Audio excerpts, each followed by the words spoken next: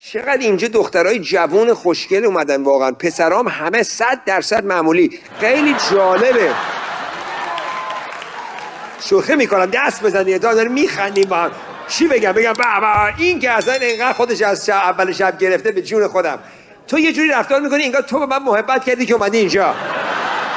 آقای مکسوینی بنده اومدم، نگران نباشین. بفرمایید، خواهش میکنم. بفرم. مهمونی که نیست، شما میدونم یک لول دیگه هستین، ایونی معمولی نیستین.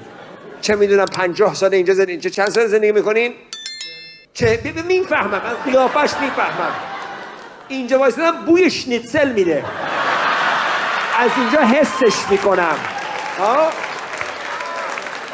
بهش میگه نوشیدنی چی میخوای؟ میگه آب سیب گازدار بیار. ولمون کن بابا، ما دوغ میزنیم قربونت برم. امشب شب دوغیه.